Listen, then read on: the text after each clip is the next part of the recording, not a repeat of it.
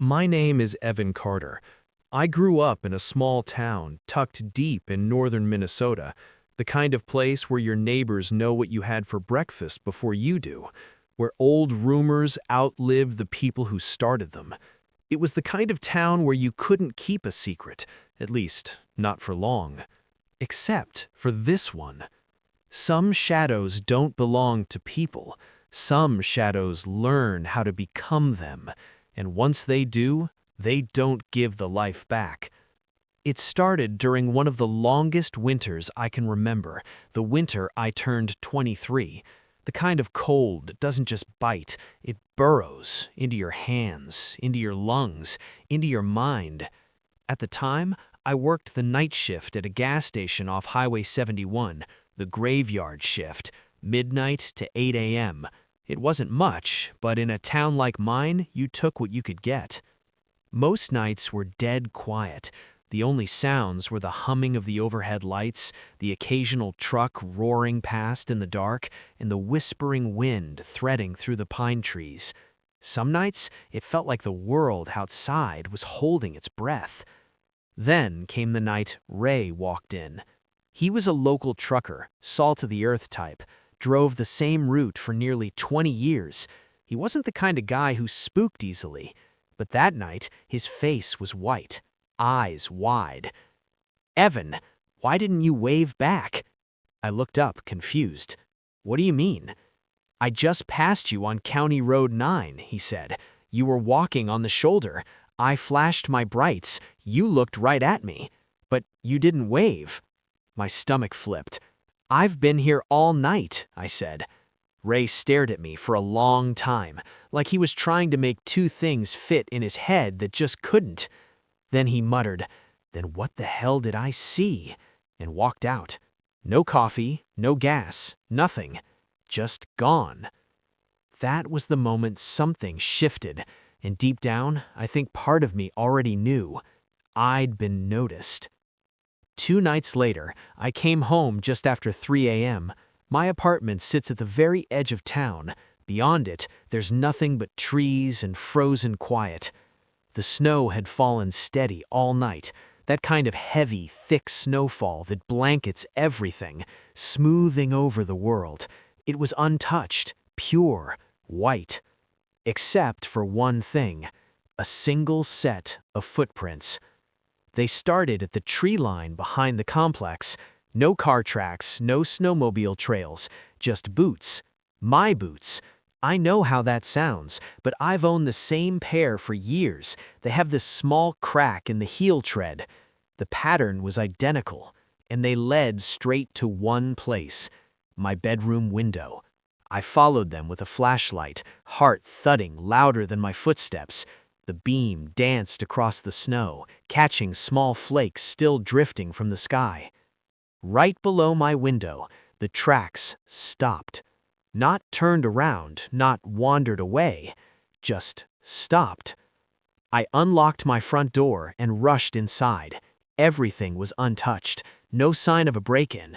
The window was locked, curtains closed, but the glass had a faint circle of fog, like someone had stood there, close, breathing.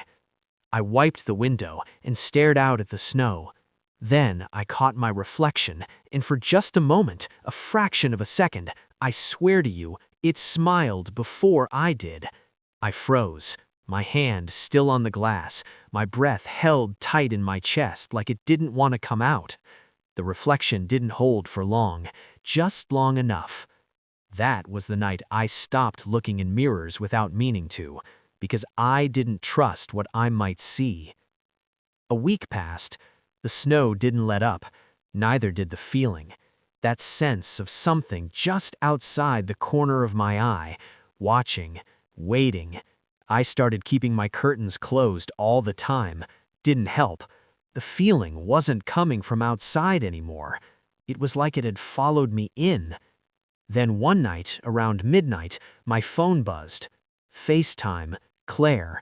My sister lives cross town. She's the kind of person who laughs too hard at dumb jokes and still calls me dork like we're 10 years old. She answered smiling, but her expression changed when she saw my face.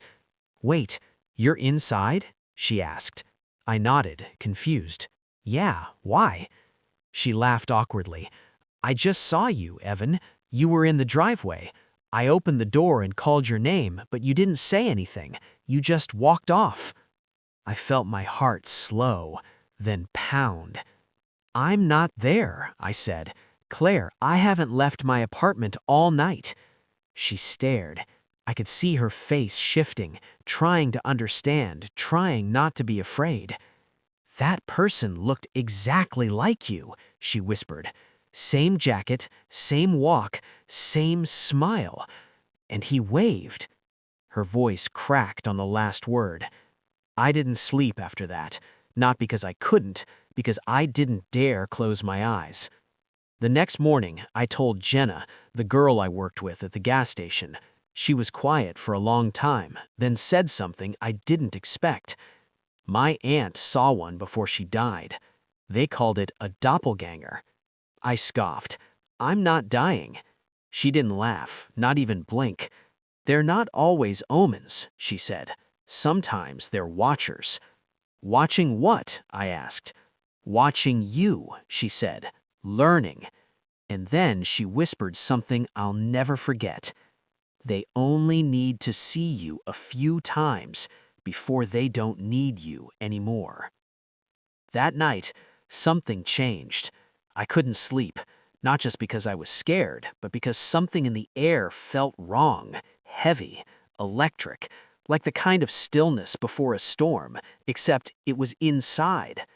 Around 3:12 a.m., I walked into my bathroom. The mirror was fogged from earlier. I hadn't even showered that late, but it was damp, as if someone else had.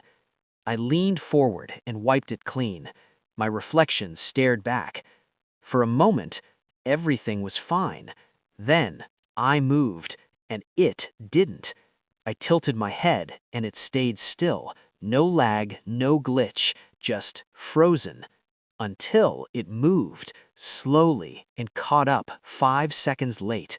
And when it did, it smiled. Not a human smile. Too wide, too slow, like it was trying to mimic what a smile should look like. I stumbled back and slammed the door shut. Behind me, the light flickered, and something moved behind the mirror. I left my apartment and didn't come back until the sun was up. Next day, I visited Mrs. Donnelly, the local historian. When she told me everything, she asked only one thing. When did it start? I mentioned hiking alone through Aspen Creek. Her mouth tightened. "There's a spirit," she said. "They called it the second one. It finds lonely wanderers, learns their voice, their walk, their memories. Once it knows everything." She looked at me. "You're no longer the original." "What does it want?" I asked. She shut the book. "To replace you." That night, my boss called. "Evan, are you okay? You just left your shift." "I'm not working tonight." "You've been here 3 hours." I whispered. "Put him on the phone." Then I heard my own voice. "Hey, I'm already here." I drove to the station. In the glass, I saw myself behind me, smiling, but no one was there. Then it whispered, "You've lived enough. My turn." It chased me, fast, too fast, black eyes, smiling. I fled to Aspen Creek. The ranger house was silent. Footsteps above me. My footsteps. "You shouldn't have come alone," it said. Its face was mine, but wrong. "I already have," it whispered. My phone buzzed. Text from Claire. "You just got home. Why didn't you knock?" I ran. 2 days later, I called Claire. My voice answered. "Where've you been?" Now, I live 3 states away. No ID, no name, no record. Sometimes I check my sister's Facebook. She posts pictures of me. He smiles like me, but his eyes, they're not smiling. They're watching, waiting.